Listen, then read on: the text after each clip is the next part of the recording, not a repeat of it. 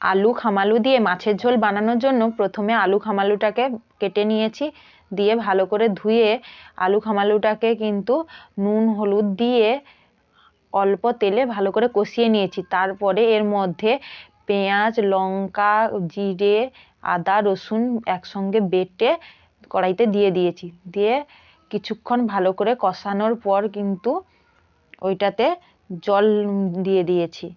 তো জল দেওয়ার 10 মিনিট মতন পর ঝোলটা একটু ভালো করে ফুটতে, এবার আলু আর খামালুটা সেদ্ধ হয়ে গেছে। তো তারপরে কিন্তু ওর মধ্যে মাছটা দিয়েছি, ঠিক আছে।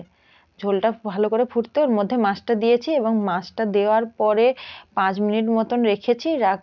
রাখতে ভালো করে মাছটাও ও ঝোলের সঙ্গে ফুটে গেছে।